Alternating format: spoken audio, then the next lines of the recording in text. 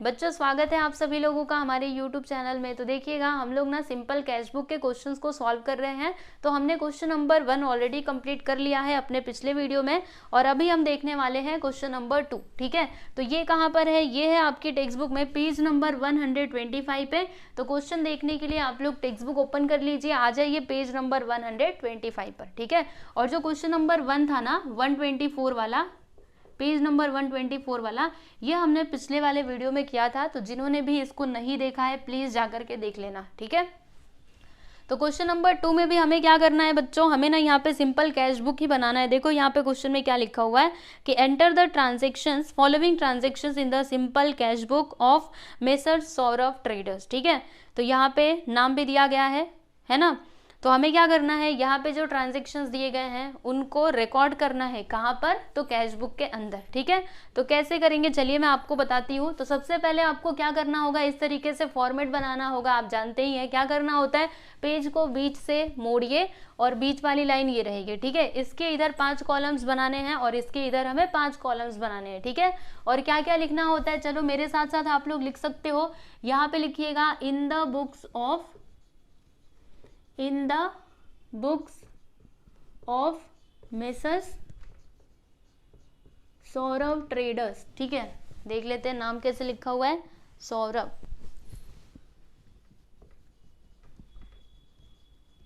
Traders. और ये क्या है? सिंपल कैश बुक है ना, तो यहां पे हम लिखेंगे बच्चों सिंपल कैश बुक। ठीक है, देखो सिंपल कैश बुक के क्वेश्चंस ऐसे ही आएंगे, बस यही इसका मतलब ये फाइनल वाला लेवल है। जो क्वेश्चन नंबर 1 था वहां तो आपका बेस तैयार किया जा रहा था। ठीक है, अब इस तरीके से क्वेश्चन आपसे पूछे जाएंगे सिंपल कैश बुक के। तो अच्छे से इसको समझ लीजिएगा ताकि आपको एग्जाम में प्रॉब्लम ना हो। ठीक है, देखो इधर आता है डेबिट, हम जानते ही हैं। और फिर यहाँ पे क्या लिखना होता है, पहले वाले कॉलम में डेट लिखना होता है, दूसरे में क्या लिखना होता है, रिसीट्स लिखना होता है। ठीक, फिर इसमें क्या आता है, तो रिसिट नंबर यानी कि R.NO. फिर इसमें क्या आता है, लेजर फोलियो, यहां पर क्या लिखने का, अमाउंट लिखने का।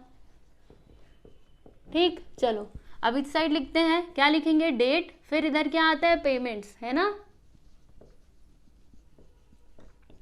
फिर यहां पर वाउचर नंबर और इसमें आता है लेजर फोलियो और यहाँ पे फाइनली आपको लिखना है अमाउंट। ठीक है, ये होता है आपका क्रेडिट साइड।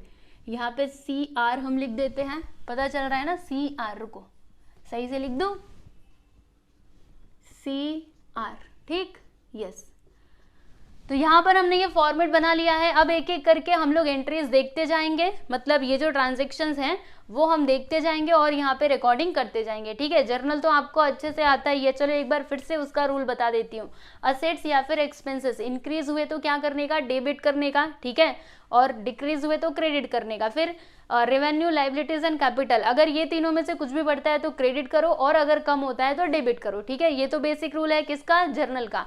और एक और बात मैंने आपको बताई थी कि कैश बुक के अंदर कैश अकाउंट कभी भी रिकॉर्ड नहीं किया जाएगा। यानी सुनो, इसको ना आप लेजर के जैसा ही समझिए, जैसे हम लोग लेजर में कैसे एंट्री मतलब पोस्टिंग किया करते थे उसी तरीके से आपको यहाँ पर भी करना है। ठीक है, ये है डेबिट साइड, ये है क्रेडिट साइड, राइट। तो चलो देखते हैं, यहाँ पे देखिएगा 2019 जुलाई 1 क्या दिया है कि स्टार्टेड बिजनेस विथ कैश, यानी कि मतलब बिजनेस स्टार्ट किया गया। ठीक है, तो जब भी बिजनेस को स्टार्ट किया जाता है तो इस कंडीशन में जर्नल एंट्री क्या होती है बच्चों, चलो हम लोग जर्नल एंट्री पास करके ही इस क्वेश्चन को सॉल्व करते हैं। ठीक है, तो देखो यहाँ पे पहला जर्नल एंट्री हमारा क्या बनेगा, इसके 2 इफेक्ट होंगे ना। पहला तो हमारे बिजनेस में कैश आएगा, ठीक है, और दूसरा हमारे बिजनेस के ऊपर कैपिटल इंक्रीज होगा, यानी कि cash account debit to capital account आएगा, राइट। चलो मैं यहाँ पे लिखती हूँ cash account debit to capital account. ठीक है, और इसका अमाउंट कितना है, 1 लाख। तो यहाँ पर 1 लाख आ जाएगा और इधर भी आ जाएगा 1 लाख। ठीक है, अब सुनिएगा ध्यान से, इसको हम किधर रिकॉर्ड करें, इस साइड के इस साइड। तो देखिए आपके बिजनेस में पैसा आ रहा है ना, यानी कि पैसा आपको रिसीव हो रहा है, और जब पैसा आता है तो हम कहाँ पे लिखते हैं, रिसीट साइड में लिखते हैं, राइट। तो यहाँ पर आप डेट डालिएगा, पहले तो 2019, फिर जुलाई 1।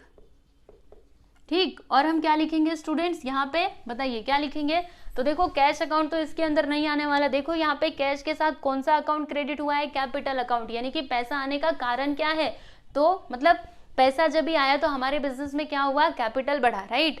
तो इसके साथ जो अकाउंट यहाँ पे क्रेडिट हुआ है ना उसे हम लिखेंगे, ठीक है। चलो लिख देते हैं, क्या लिखेंगे बच्चों, टू कैपिटल अकाउंट। ऐसे ही तो हम लोग लेजर में भी क्या करते थे ना, तो जैसे लेजर में हम पोस्टिंग करते थे ना सेम तरीके से आपको करना है, ठीक है। जैसे देखो अगर यहाँ पे मेरे पास कैश अकाउंट होता, कैश अकाउंट, ठीक है, मुझे इसकी पोस्टिंग करनी है तो मैं कैसे करती बताइए। देखो यहाँ पे कैश अकाउंट हुआ है डेबिट, यानी कैश अकाउंट के मैं जाती डेबिट साइड, ठीक है। कौन से साइड, डेबिट साइड हम जाते और जा करके हम डेट डाल करके क्या लिखते, ऐसे ही लिखते ना, हम देखते कि कैश अकाउंट के साथ कौन सा अकाउंट हुआ है क्रेडिट, तो कैपिटल अकाउंट, तो हम इधर क्या लिखते, टू कैपिटल अकाउंट, ठीक है। तो वही काम तो हम यहाँ पे भी कर रहे हैं, ये डेबिट साइड है ना, तो डेबिट साइड में हम आएंगे और क्या लिखेंगे बच्चों, यहाँ पे लिखेंगे टू कैपिटल अकाउंट, ठीक है। चलो इसका अमाउंट बताओ कितना है, 1 लाख, तो यहाँ पर हम लिख देंगे 1 लाख बराबर। इसका नरेशन क्या आएगा, यहाँ पे हम लिखेंगे कि बिंग, जैसे जर्नल में लिखा करते थे ना नरेशन, वैसे ही लिखिएगा, being started business with cash,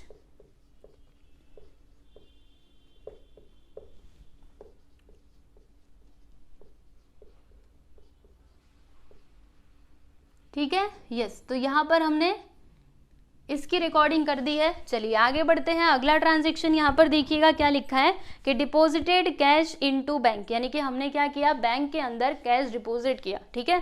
तो अब इसकी एंट्री क्या होगी बच्चों, चलिए आपको बताती हूँ, यहाँ पे डालेंगे नंबर 2।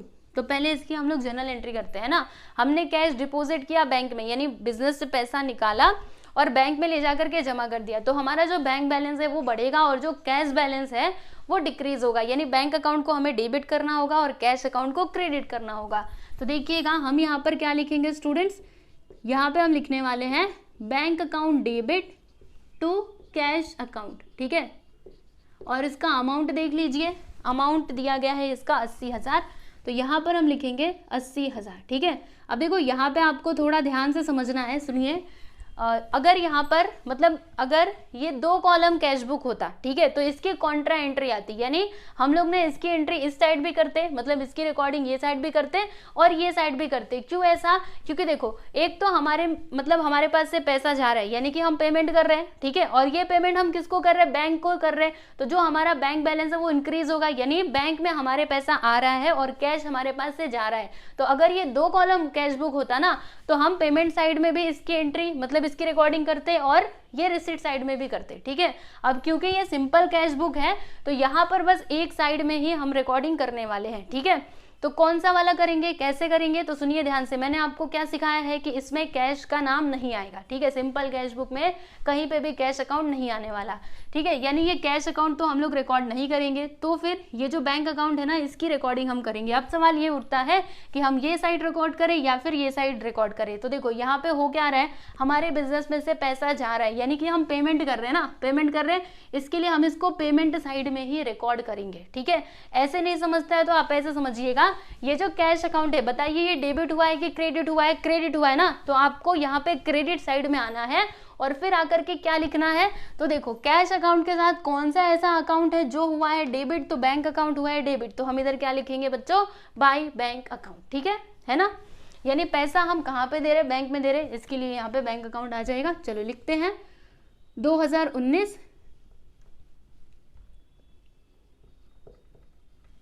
जुलाई,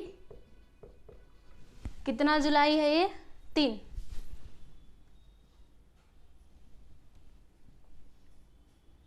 ठीक है, बाय बैंक अकाउंट, ठीक है। अमाउंट लिख देते हैं 80,000। फिर इसका नरेशन क्या आएगा, तो हमने क्या किया, कैश डिपॉजिट किया ना बैंक में, यहाँ पे लिखेंगे कि being cash deposited into bank,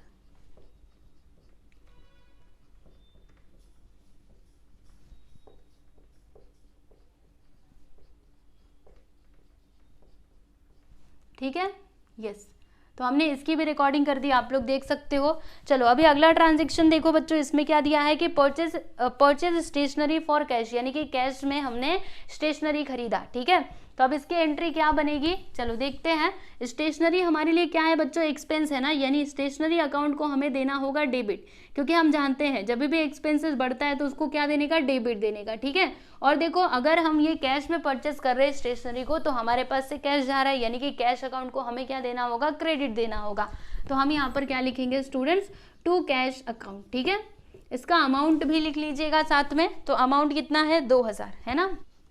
अब इसकी रिकॉर्डिंग हम लोग कहाँ पर करेंगे, तो देखिएगा कैश अकाउंट क्या हुआ है यहाँ पर, देखिए क्रेडिट हुआ है, यानी हमें ना क्रेडिट साइड में आना है और फिर आकर के क्या लिखना है, तो आप ये देखिए कि कैश अकाउंट के साथ कौन सा ऐसा अकाउंट है जो हुआ है डेबिट, स्टेशनरी अकाउंट हुआ है ना डेबिट, तो हम यहाँ पे क्या लिखेंगे, बाय स्टेशनरी अकाउंट। और ये कितने तारीख का ट्रांजेक्शन है, 5 तारीख का, तो यहाँ पे हम डालेंगे 5, है ना।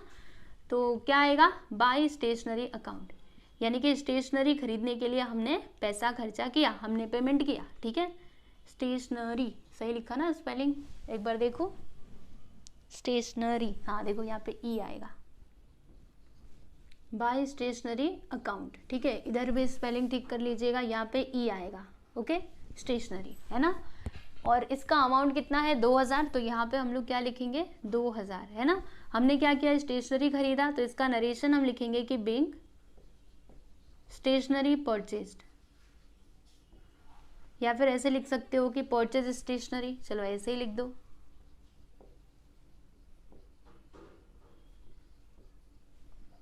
स्टेशनरी, ठीक है, इसको सेपरेट कर दीजिए। तो हमने यहाँ पर ये वाला ट्रांजेक्शन भी कर लिया। चलो आगे चलते हैं, अगला ट्रांजेक्शन देखो बच्चों क्या लिखा हुआ है, कैश परचेज, यानी कि हमने गुड्स परचेज किया है कैश में। तो इसकी एंट्री क्या बनेगी, कितने तारीख का है, 7 तारीख का। तो चलो डेट भी यहाँ पर डाल करके करते जाते हैं। तो क्या बनेगी entry, purchase account debit, purchase account debit to cash account, क्योंकि हमारे पास से कैश जा रहा है ना, तो यहाँ पे कैश अकाउंट हो जाएगा क्रेडिट, ठीक है। और इसका अमाउंट देख लीजिए कितना दिया गया है, तो अमाउंट है 15000, तो यहाँ पर आ जाएगा बच्चों 15000, इधर भी और इधर भी, ठीक है। अब इसको हम लोग किस साइड रिकॉर्ड करेंगे, तो देखो यहाँ पे हमारे पास से पैसा जा रहा है, यानी कि पेमेंट साइड में हम लोग इसकी रिकॉर्डिंग करेंगे। और क्या लिखेंगे, तो देखो कैश अकाउंट के साथ कौन सा अकाउंट डेबिट हुआ है, परचेज अकाउंट डेबिट हुआ है ना, तो हम यहाँ पर लिखेंगे बाय परचेज अकाउंट करके, ठीक है। यहाँ पे डालेंगे 7 तारीख, बाय परचेज अकाउंट,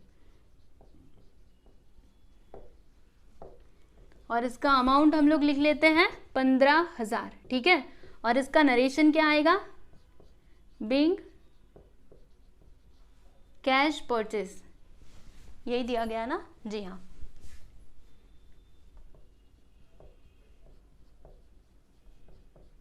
या फिर ऐसे भी आप लिख सकते हो कि Bing goods purchase in cash, ठीक है। या फिर चलो ऐसे ही लिख देते, जो आपके टेक्स्ट बुक में दिया गया है हम उतना ही लिख करके छोड़ देते हैं, ठीक है, यस। तो इसको भी सेपरेट कर दो, चलो इस तरीके से लाइन खींच दो। फिर आगे बढ़ते हैं, अगला ट्रांजैक्शन देख लीजिएगा 7 तारीख का। अच्छा ये 7 तारीख का था ना, अब 8 तारीख वाला देखिए, उसमें क्या लिखा है कि sold goods for cash ₹20,000 at 8% trade discount, यानी कि हमने यहाँ पे सामान बेचा तो सही कितने का, 20,000 का, लेकिन वहाँ पे ट्रेड डिस्काउंट भी दिया, कितने परसेंट का, तो 8% का। यानी हमें क्या करना पड़ेगा, जो भी अमाउंट हम लोग लिखेंगे उसमें से 8% ट्रेड डिस्काउंट माइनस करके लिखेंगे, ठीक है। तो पहले तो इसकी जर्नल एंट्री हम लोग समझते हैं, कितने तारीख का है, 8 तारीख का, तो यहाँ पर मैंने 8 तारीख डाल दिया, ठीक है। तो देखो अगर हम सामान बेचेंगे तो हमारे पास पैसा आएगा, ठीक है, पैसा आएगा मतलब जो हमारा कैश नाम का असेट्स है वो इंक्रीज हो जाएगा, यानी कि कैश अकाउंट को डेबिट देना होगा और सेल्स अकाउंट को यहाँ पर क्रेडिट देना होगा, क्योंकि सेल्स क्या होता है, इनकम होता है, ठीक है।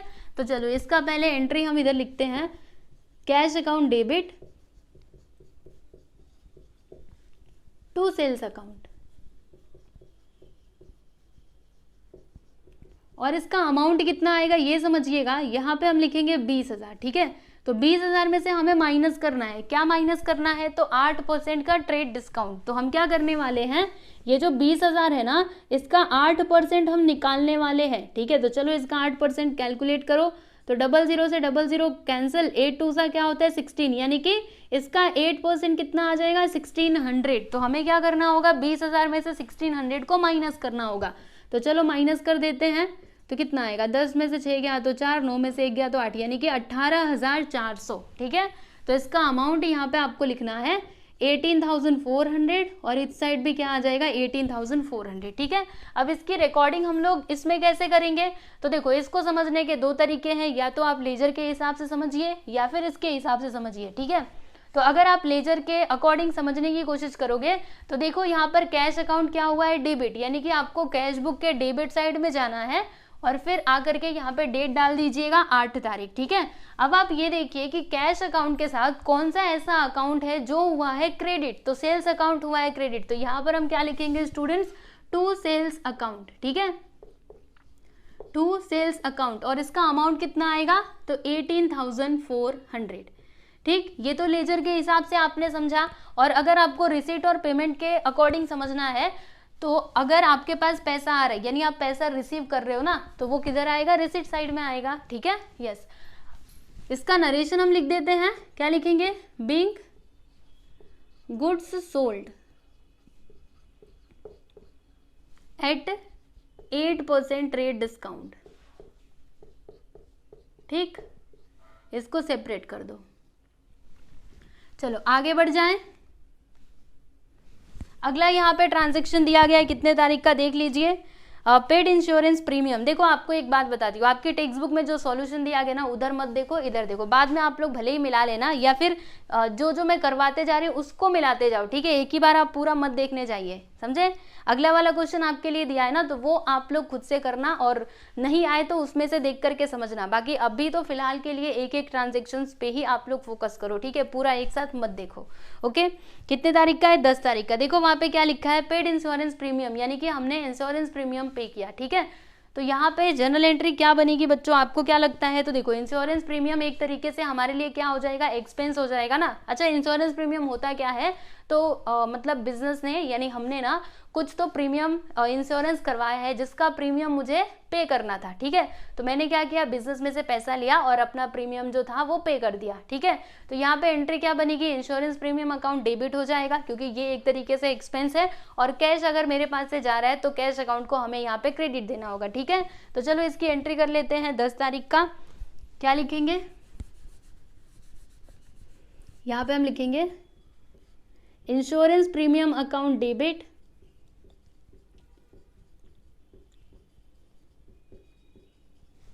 Premium account debit to cash account, और इसका अमाउंट देख लीजिए कितना दिया गया है, कहाँ गया, इसका अमाउंट है 5,000। ठीक है, तो दोनों साइड में हम लोग 5,000 लिख देंगे, बराबर, यस।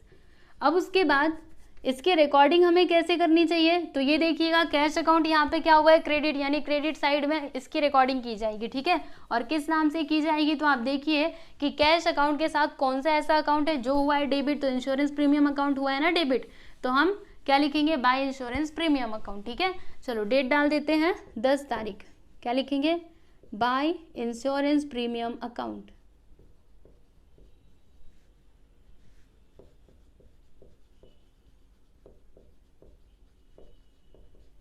अमाउंट लिख देते हैं 5,000। ठीक है, इसका नरेशन क्या आएगा, बीइंग पेड, या फिर ऐसे लिखो इंश्योरेंस प्रीमियम पेड।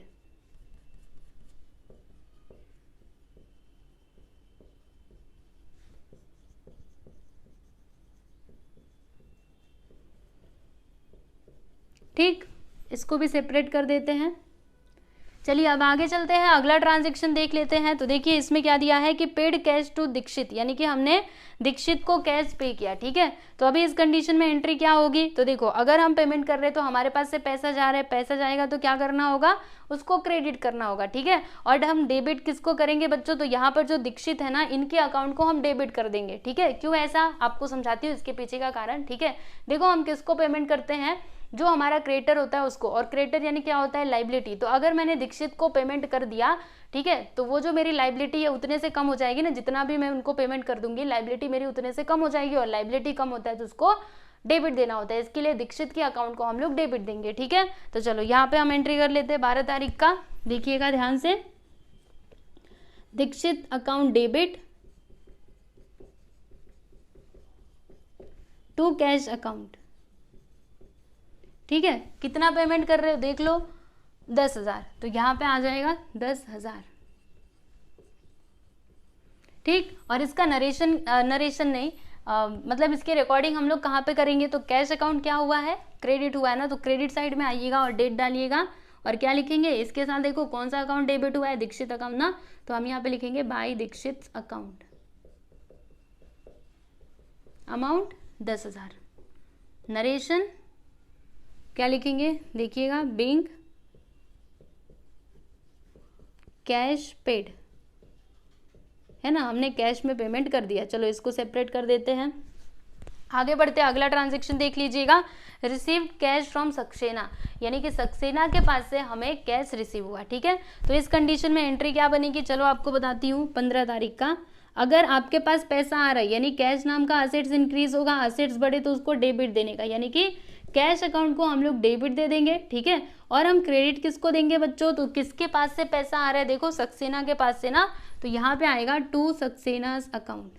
इसके पीछे का कारण बताती हूँ, चिंता मत करो, रुको मैं समझाती हूँ। इसका अमाउंट देख लीजिए 80,000, तो यहाँ पे मैंने लिख दिया 80,000 दोनों साइड। ठीक है, अब सुनो ध्यान से, कैश अकाउंट को डेबिट क्यों किया ये तो आप जानते ही हैं, और ये सक्सेना अकाउंट को हमने क्रेडिट क्यों किया, सुनो ध्यान से। मतलब कौन हमको पैसा देगा, जो हमारा डेटर रहेगा वो हमें पैसा देगा। ठीक है, डेटर मतलब क्या होता है, असेट्स। तो अगर हमारे असेट ने यानी डेटर ने हमें हमारा पैसा दे दिया, तो उतने से जो हमारा असेट्स है वो कम हो जाएगा, और जब भी असेट्स कम होता है तो उसको क्या देना होता है, क्रेडिट देना होता है। इसके लिए हमने सक्सेना के अकाउंट को क्रेडिट दिया। ठीक है, अब इसकी रिकॉर्डिंग कैसे की जाएगी, तो आप ये देखिए कि कैश अकाउंट है किधर, डेबिट में है ना, तो आपको डेबिट साइड में जाना है, यानी कि रिसीट साइड में जाना है, और जा करके यहाँ पे डेट डाल दीजिएगा। अब देखिए कि इसके साथ कौन सा ऐसा अकाउंट है जो हुआ है क्रेडिट, तो सक्सेना अकाउंट हुआ है क्रेडिट, तो यहाँ पे हम क्या लिखेंगे, टू सक्सेनास अकाउंट, और अमाउंट लिख लेते हैं 80,000। इसका नरेशन क्या आएगा बच्चों, यहाँ पे आ जाएगा कि बीइंग कैश रिसीव्ड।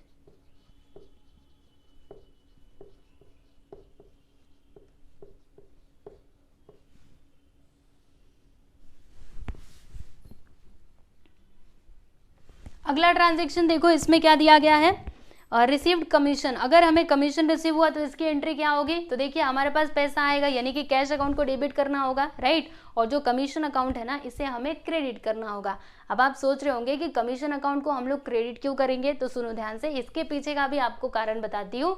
देखो अगर आपको कमीशन मिल रहा है, यानी एक तरीके से आपको प्रॉफिट ही हो रहा है, प्रॉफिट यानी क्या, रेवेन्यू, और जब भी रेवेन्यू बढ़ता है तो क्रेडिट करना होता है, इसके लिए हम लोग कमीशन अकाउंट को क्रेडिट कर देंगे। सिंपल है ना। चलो देखते हैं, कितना तारीख, 18 नहीं 17, यहाँ पे आएगा cash account debit to commission account.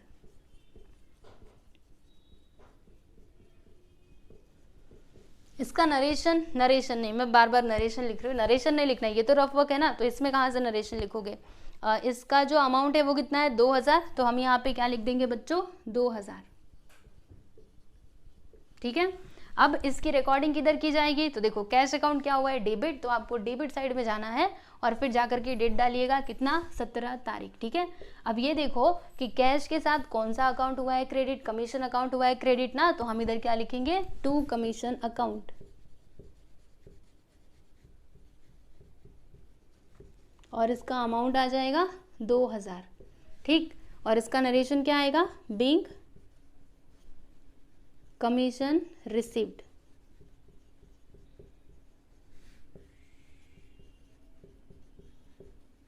ठीक, इसको सेपरेट कर दीजिए।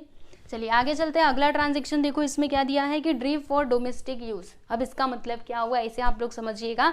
देखिए क्या लिखा है, ड्रीव फॉर डोमेस्टिक यूज, यानी कि ड्रीव यानी क्या होता है, निकालना। ठीक है, तो हमने ना पैसा निकाला बिजनेस में से, किस लिए निकाला, डोमेस्टिक यूज। तो डोमेस्टिक यूज का मतलब आप समझ लीजिए कि पर्सनल यूज के लिए निकाला, यानी कि ये किस में कंसिडर किया जाएगा, तो ड्राइंग के अंदर कंसिडर किया जाएगा। ठीक है, तो जब भी ड्राइंग होती है तो इसके लिए जर्नल एंट्री क्या आती है, चलिए आपको बताती हूँ। यहाँ पे डालेंगे 18 तारीख, है ना, तो ड्राइंग अकाउंट को हमें क्या करना होता है, डेबिट करना होता है। क्यों, क्योंकि ड्राइंग तो एक्सपेंस है, राइट, तो ड्राइंग अकाउंट को यहाँ पे डेबिट करेंगे, क्या लिखेंगे, drawing account debit to cash account, क्योंकि बिजनेस में से कैश जा रहा है ना, इसके लिए हम इधर क्या लिखेंगे, कैश अकाउंट। ठीक है, और कितना अमाउंट दिया गया है देख लो जरा, 4,000, तो यहाँ पर आएगा 4,000। ठीक, अब इसकी रिकॉर्डिंग कैसे की जाएगी तो समझिएगा ध्यान से। कैश अकाउंट यहाँ पे क्या हुआ है, 1 मिनट रुको, हाँ सही है, कैश अकाउंट यहाँ पे क्या हुआ है, क्रेडिट हुआ है ना, तो आपको क्रेडिट साइड में जाना है और जा करके इधर डेट डालिएगा। अब देखिए कैश अकाउंट के साथ कौन सा अकाउंट डेबिट हुआ है, ड्राइंग अकाउंट ना, तो हम इधर क्या लिखेंगे बच्चों, बाय ड्राइंग्स अकाउंट, और इसका अमाउंट लिख दीजिएगा 4000 है ना। इसका नरेशन क्या आएगा, bank ड्रीव cash for domestic use, personal use भी आप लिख सकते हो, लेकिन जो क्वेश्चन में दिया गया है वही लिखो, डोमेस्टिक यूज। ठीक है, चलो अब इसको सेपरेट कर देते हैं, आगे बढ़ते हैं। अगला यहाँ पे ट्रांजैक्शन देख लीजिएगा क्या दिया है, सोल्ड ओल्ड फर्नीचर, यानी कि हमने पुराना फर्नीचर बेच दिया। तो इस कंडीशन में क्या होगा, हमारे पास पैसा आएगा, यानी कि कैश अकाउंट को डेबिट देना होगा। ठीक है, और जो फर्नीचर अकाउंट है ना, इसे हमें क्रेडिट देना होगा। अब ये फर्नीचर अकाउंट को क्रेडिट देने का कारण क्या है, तो देखो फर्नीचर अकाउंट मतलब फर्नीचर हमारे लिए क्या होता है, असेट होता है। तो अगर हम फर्नीचर बेच रहे हैं तो जो हमारा फर्नीचर नाम का असेट है वो बिजनेस में से कम हो जाएगा, और जब भी असेट कम होता है तो उसको क्रेडिट देना होता है। इसके लिए फर्नीचर अकाउंट को हम यहाँ पर क्रेडिट देंगे। ठीक है, चलो देखते हैं कितने तारीख का है ये, 22 तारीख का। यहाँ पे हम लिखेंगे cash account debit to furniture account. ठीक है, और इसका अमाउंट कितना आ जाएगा, देखिए यहाँ पे लिखा हुआ है 5000 है ना, तो हम इधर लिख देंगे बच्चों 5000 दोनों साइड में। समझ पाए कि नहीं, ये फर्नीचर है, मैंने बहुत, चलो समझ जाना। ठीक है, अब देखिएगा कैश अकाउंट यहाँ पे क्या हुआ है, डेबिट हुआ है, तो डेबिट साइड में आपको आना है और आकर के लिखिएगा 22 तारीख डाल करके। देखो कैश के साथ कौन सा अकाउंट यहाँ पे हुआ है क्रेडिट, तो फर्नीचर अकाउंट, तो क्या लिखेंगे इधर, टू फर्नीचर अकाउंट। इसका अमाउंट देख लीजिए कितना है, 5000, तो यहाँ पर हम लिख देंगे बच्चों 5000। ठीक है, और इसका नरेशन क्या आएगा, बीइंग सोल्ड ओल्ड फर्नीचर। ठीक है,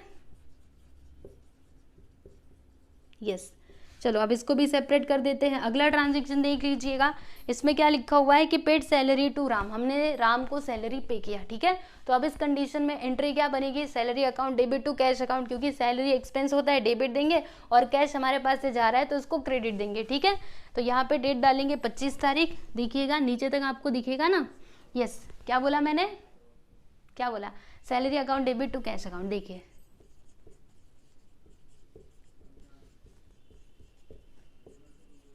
कैश अकाउंट। ठीक है, और इसका जो अमाउंट है वो कितना दिया गया है, 6000, तो यहाँ पे अमाउंट आ जाएगा 6000। ठीक है, अब अगर इसकी रिकॉर्डिंग करनी है तो वो हम कैसे करेंगे, तो देखिएगा यहाँ पर ये 2 आएगा इधर, ये जो कैश अकाउंट है ये क्या हुआ है, क्रेडिट हुआ है ना, तो आपको क्रेडिट साइड में आना है, आकर के डेट डालिएगा 25 तारीख है ना, और फिर आप इधर क्या लिखोगे, तो बाय सैलरी अकाउंट। ठीक है, अमाउंट कितना आएगा 6000, यहाँ पे हम लिख देंगे 6000। ठीक है, और इसका नरेशन क्या आएगा, बीइंग सैलरी पेड। ठीक है, चलो अब इसको सेपरेट कर देते हैं। अगला यहाँ पे ट्रांजैक्शन देख लीजिएगा क्या लिखा हुआ है, रिसीव्ड इंटरेस्ट, यानी कि हमें इंटरेस्ट रिसीव हुआ। ठीक है, तो इस कंडीशन में क्या होगा, हमारे पास पैसा आएगा, यानी कि कैश हमारे पास आ रहा है। ठीक है, तो कैश अकाउंट को डेबिट करना होगा और जो हमारा इंटरेस्ट अकाउंट है ना बच्चों, उसे हमें यहाँ पे क्रेडिट करना होगा। ठीक है, अब आप सोच रहे होंगे कि इंटरेस्ट अकाउंट को हम क्रेडिट क्यों कर रहे हैं, तो देखो अगर आपको इंटरेस्ट मिल रहा है यानी वो आपका प्रॉफिट है, प्रॉफिट मतलब रेवेन्यू बढ़ता है, तो क्रेडिट देने का, इसके लिए हम लोग इंटरेस्ट अकाउंट को क्रेडिट दे देंगे। ठीक है, तो इसकी एंट्री क्या बनेगी, देखिए नीचे तक आपको दिखेगा तो अच्छी बात है, नहीं तो ये वाला जो है ना मैं आपको यहाँ पे करके बता देती हूँ। बोलो कितना है, कितने 30 तारीख ना, जी हाँ, देखिए 30 तारीख की एंट्री क्या बनेगी, cash account debit, cash account debit to interest account. ठीक है, इस तरीके से। अब इसको हम कहाँ पे रिकॉर्ड करेंगे, ये तो हमें इधर ही रिकॉर्ड करना था ना, रुको ये मैंने इधर क्यों लिखा, यहाँ पे लिखती हूँ। ठीक है, आप लोग नोट कर लेना, क्या बोला था मैंने, cash account debit to interest account. ठीक है, अब सुनिए ध्यान से, कैश अकाउंट यहाँ पे क्या हुआ है, डेबिट हुआ है, तो डेबिट साइड में आइएगा, यहाँ पे डालिएगा 30 तारीख, और हम क्या लिखेंगे, देखो कैश के साथ कौन सा अकाउंट यहाँ पे क्रेडिट हुआ है, इंटरेस्ट अकाउंट, तो हम इधर क्या लिखेंगे बच्चों, टू इंटरेस्ट अकाउंट। ठीक, इसका अमाउंट देख लीजिए कितना दिया गया है, तो 4000, तो हम यहाँ पर लिख देंगे स्टूडेंट्स 4000। ठीक है, और जो इसका नरेशन है ना, नरेशन क्या बनेगा, देखो ऐसे, being received interest, being interest received, या फिर रिसीव्ड इंटरेस्ट लिख दो।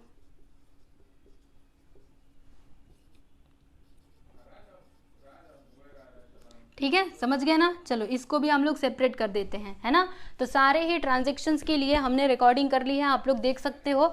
ये लास्ट वाला भी मैं यहाँ पे लिख दूँ क्या, हो सकता है कि पीडीएफ में आ जाए, फिर आप देख सको। ठीक है, चलो मैं लिख देती हूँ।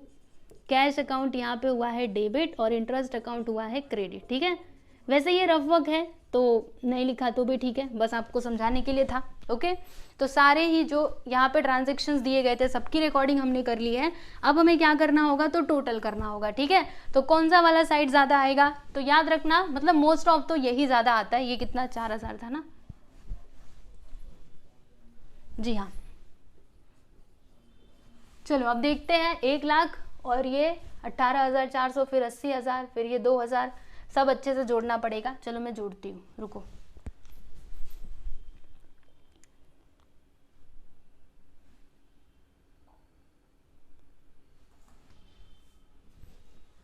एक लाख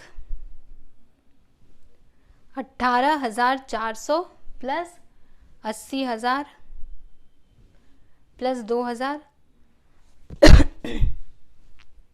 5,000 4,000। ठीक है, तो इसका टोटल कितना आता है, 2,09,400, मतलब 2,09,400। ठीक है, तो इधर वाला अमाउंट कितना आया, पहले मैं इधर लिखती हूँ, 2,09,400। ठीक है, अब इस साइड का टोटल करते हैं और देखते हैं कि कौन सा वाला साइड ज़्यादा आता है। चलो इस साइड का भी टोटल कर लेते हैं। 80,000 प्लस 2,000 प्लस 15,000 प्लस 5,000, 10 4 6। ठीक है, तो देखो इसका टोटल कितना आया इस साइड का, 122,000। ठीक है, तो बताइए कौन सा वाला साइड ज़्यादा, ये वाला साइड ज़्यादा है ना। तो हम क्या करेंगे, इसी अमाउंट को दोनों साइड में लिखेंगे। कैसे लिखना है बताती हूँ आपको, रुकिए। और फिर इस साइड बैलेंस कैरी डाउन करके लिखेंगे, जैसे हमने क्वेश्चन नंबर 1 में लिखा था। ठीक है, चलो फटाफट से लिखते हैं।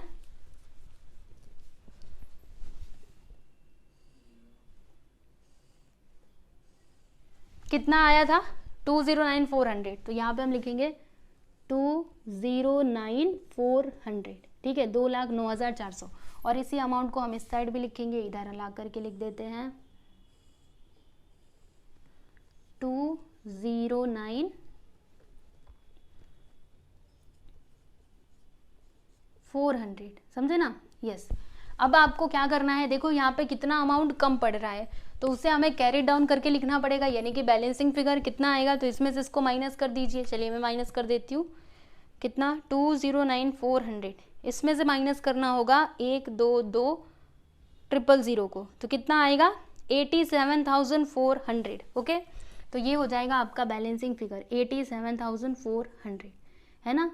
इसको चाहिए तो एक सर्कल में कर दो ऐसे। ठीक है, और इधर हम लोग कौन सा डेट डालेंगे, तो ये जुलाई है ना। जुलाई का लास्ट दिन कौन सा आता है, जुलाई कितने का होता है, चलो काउंट करते हैं। जनवरी, फरवरी, मार्च, अप्रैल, मई, जून, जुलाई, यानी कि 31 तारीख का होता है। पता है ना आप लोगों को ये कैसे हम काउंट करते हैं, चलो नहीं पता है एक बार बता देती हूँ आपको। देखो ऐसे मुट्ठी बंद करो, ठीक है, और जो ऊपर आता है ना, जैसे एक ऊपर है एक नीचे है। ठीक है, तो जो ऊपर आया आप ऐसे समझिएगा कि वो महीना होता है 31 तारीख का, और जो नीचे गया वो महीना होता है 30 तारीख का। ठीक है, तो जुलाई ऊपर आ रहा है कि नीचे, देखो जनवरी, फरवरी, मार्च, अप्रैल, मई, जून, जुलाई, ये तो ऊपर वाले पे आ रहा है, यानी कि ये 31 दिनों का होता होगा। ठीक है, तो इसका लास्ट दिन क्या हो जाएगा, 31। तो यहाँ पे हम डालेंगे 31, है ना। क्या लिखेंगे, बाय बैलेंस कैरिड डाउन।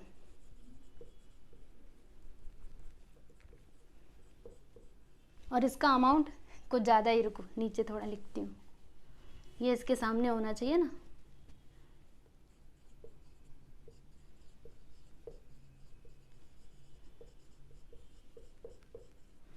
ठीक, और फिर इसी को हम लोग क्या करेंगे, नेक्स्ट मंथ के लिए ट्रांसफ़र कर देंगे। तो जुलाई के बाद क्या आता है बच्चों, अगस्त आता है। तो यहाँ पे लिखेंगे हम लोग 1 अगस्त। देखो इसके नीचे आइएगा, यहाँ पे लिखिएगा अगस्त 1। क्या लिखेंगे, टू बैलेंस ब्रॉट डाउन करके। ठीक है, बैलेंस ब्रॉट डाउन में क्या आएगा बच्चों, 87,400, जो वहाँ पर लिखा गया है। ठीक, यस। तो फाइनली आपका ये जो क्वेश्चन था, क्वेश्चन नंबर 2, ये होता है कंप्लीट। मैं यहाँ पे लाइन खींच दूँ अच्छे से। तो देखिएगा बच्चों, सिंपल कैश बुक का जो क्वेश्चन था वो हमने कंप्लीट कर लिया है, क्वेश्चन नंबर 2। और जो क्वेश्चन नंबर 3 है ना, मैं चाहती हूँ कि वो आप लोग खुद से कीजिएगा। इसके आगे पेज नंबर 126 पे एक और क्वेश्चन है, थर्ड क्वेश्चन, तो वो आप लोग खुद से ट्राई करो। नहीं आता है, मतलब कुछ भी डाउट रहेगा तो आप मुझसे पूछ सकते हैं। बाकी आपके सामने सॉल्यूशन भी है, तो वो देख करके आपको समझ में आ जाएगा। ठीक है, तो सिंपल कैश बुक का जो टॉपिक है ये यहाँ पे कंप्लीट होता है। अब इसके आगे हम क्या सीखने वाले हैं, तो 2 कॉलम कैश बुक, यानी कि अगर कैश बुक के अंदर 2 कॉलम्स रहते हैं तो किस तरीके से हमें रिकॉर्डिंग करनी होती है ट्रांजैक्शंस की, वो हम लोग सीखेंगे। ठीक है, तो वो हम कैसे सीखेंगे, तो ध्यान से सुनिए। जो आपके प्रैक्टिकल प्रॉब्लम्स है ना, प्रैक्टिकल प्रॉब्लम्स कहाँ पर हैं, पेज नंबर बता देती हूँ अभी। ठीक है, ताकि नेक्स्ट लेक्चर से टेक्स्ट बुक खोल करके बैठना। ठीक है, कहाँ गया पेज नंबर, रुकिए, यस, पेज नंबर 172 पर जो आपके प्रैक्टिकल प्रॉब्लम्स दिए गए हैं ना, उसमें देखिएगा प्रैक्टिकल प्रॉब्लम नंबर 1, उसमें हमें 2 कॉलम कैश बुक बोला गया है बनाने के लिए। फिर प्रैक्टिकल प्रॉब्लम नंबर 2, इसमें भी हमें 2 कॉलम कैश बुक ही बनाना है। उसके बाद क्या है, प्रैक्टिकल प्रॉब्लम नंबर 3, इसमें हमें क्या करना है, इसमें भी हमें वही करना है। ठीक है, तो ये जो तीनों क्वेश्चंस है ना बच्चों, हमें क्या करना होगा, मतलब इसे हम लोग धीरे धीरे करके सॉल्व करेंगे। यानी इसके आगे आने वाला जो वीडियो है इसमें हम लोग क्वेश्चन नंबर 1 करेंगे, फिर नेक्स्ट वीडियो में 2nd, और उसके बाद से 3rd क्वेश्चन करेंगे। और इस तरीके से आपका जो कैश बुक का कंसेप्ट है ये हो जाएगा कंप्लीट। ठीक है, मतलब कैश बुक का टॉपिक कंप्लीट हो जाएगा। पहला तो हमने देख लिया, अब दूसरा बाकी है, दूसरा भी 3 लेक्चर्स में हम कंप्लीट कर लेंगे। ठीक है, तो आज के लिए बस इतना ही। अभी मिलेंगे हम लोग नेक्स्ट वीडियो में। नेक्स्ट वीडियो से प्रैक्टिकल प्रॉब्लम्स को हम लोग स्टार्ट करेंगे। ठीक है, चलो, गुड बाय एवरीवन।